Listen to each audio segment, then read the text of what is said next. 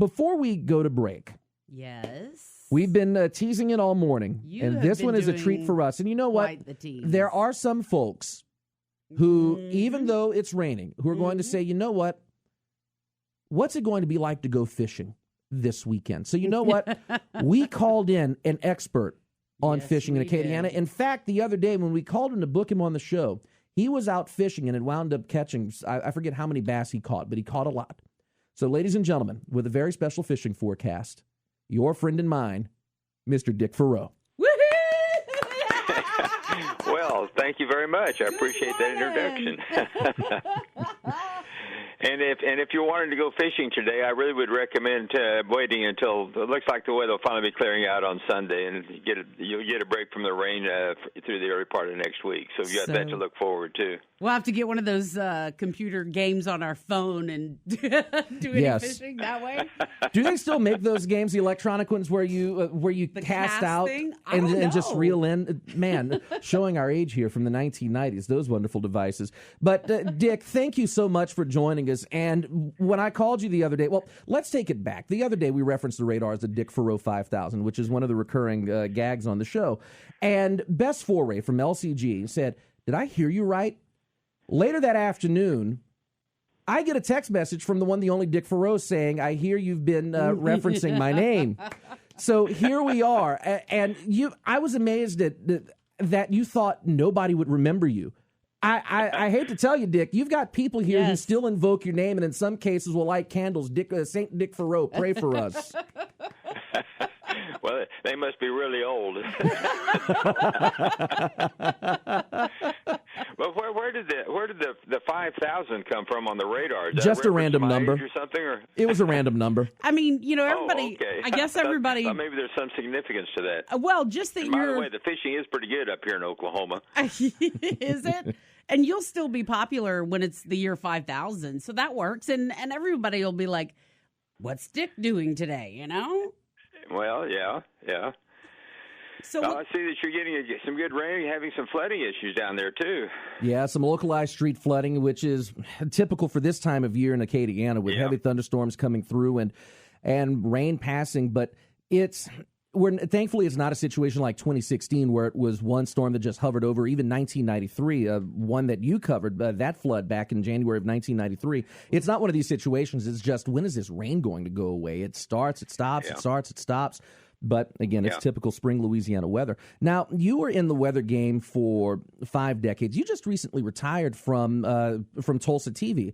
So how's life now that you're not forecasting on a regular basis? Well, I've been more involved in doing volunteer work. It is nice not to have to be called in during severe weather, which up here in Oklahoma is a really big deal. So it's nice to be able to sit back and, kind of watch the radar on my computer screen or watch to see what the local weather guys are doing and not have to actually be there and do the work. Okay, I have to know. I must know. Do you secretly sit back and critique all of us, no matter where you see us on TV? You see us on TV or you're listening to us. Maybe we give this audio forecast or you see something on YouTube. Do you sit back and giggle? Well, I don't necessarily giggle, but I do sometimes scratch my head wondering where did that come from. It's always the computer data that's so available these days online. I can still stay pretty well informed with regard to what's going on. Like, I'm looking at the Dick Farrow 5000 radar from Lake Charles right now for you folks down there in Lafayette. Be careful. We're going to petition Congress to have that radar named for you. We talk. I'm not going to hold my hopes up on that. We talked about the radar and what the National Weather Service has. You started forecasting back in what, 1970? Well, I started there in Lafayette at Channel 10, KLFY, in 1975. I think it was like July or August or something like that when I moved down there. And I was there through up until July of 93, I think it was, or June or something like that. From the time you started forecasting in Lafayette in 1975 up until today, how has the technology changed? How has forecasting changed based on the technology that's now available? Oh my goodness!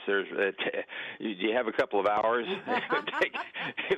It really would. There's just no comparison. Back then, I had paper charts that I hung on the wall, and I would, do all the analyses myself, which are now done by computer. You didn't have it's just light years ahead of where it was back then. Mm. Tell me the complexity, because, even today, how much we pick on our weather forecasters, right? Because we suddenly pretend as if you poor people are God, and we demand so much of you. But without as much technology as we do have today, did you guys ever get any sleep when there was bad weather? Well, I can remember down there. I was at the station for Hurricane Juan. I called it Wandering Juan. Yes. I think I was at the station for 50 hours or something like that. I never hardly ever got away. And then so that kind of goes with the territory when you're into broadcasting and people are depending on you. It's better now in the sense that there's more data available just about anywhere. But the problem, of course, associated with that is that now a lot of other people now think they're experts. Oh, yeah. I run across, fairly often on social media or some other places, and these other so-called experts will say, well, they should have done this, should have done that. I think this is what's going to happen or whatever, and it's just kind of frustrating. Yeah, because I'm sure it's probably pretty off base often. Yeah. Yeah. It's still a very complicated process. Let's face it.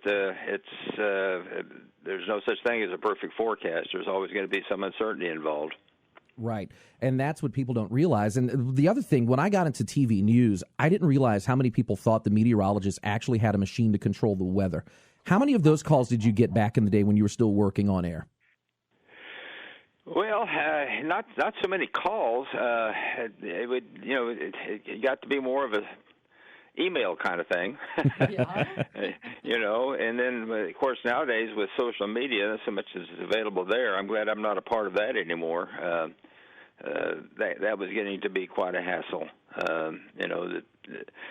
All the stations were requiring everybody to have Twitter accounts and, be posting on social media and all this sort of thing, which kind of can be a bit of a distraction sometimes with respect to what you really should be doing, and that's, looking at the raw data. Yeah.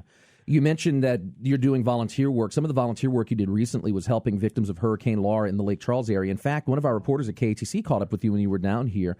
What was that experience like, being able to work in a hurricane disaster area as opposed to forecasting severe weather?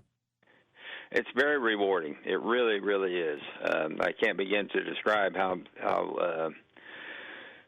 what a blessing it is to be a part of helping people when, like with Hurricane Laura, I was at the Moss Bluff area just north of Lake Charles, spent a week there, and everywhere you looked, you could see that there was a need.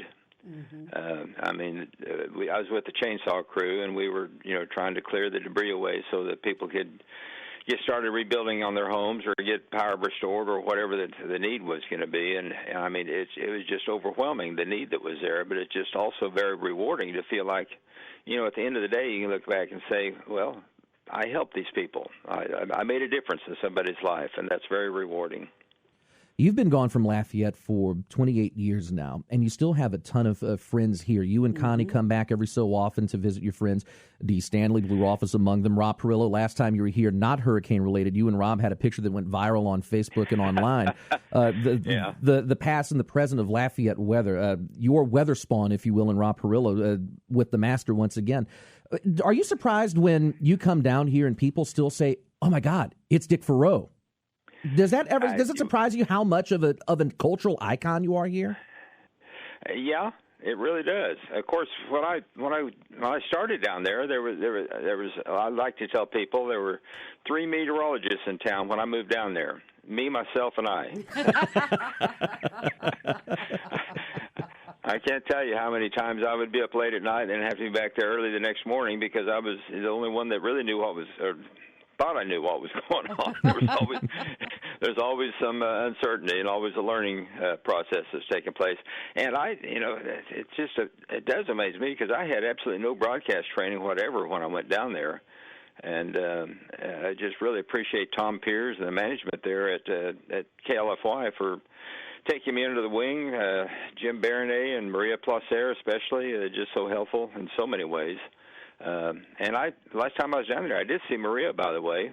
You might keep her in your prayers. She's not doing very well health-wise, but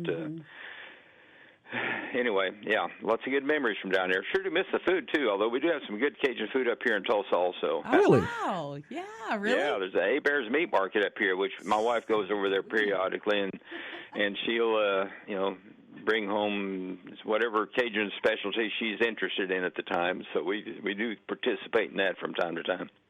That is awesome. Well, next time you come down here, you'll have to pay a visit here to KPEL.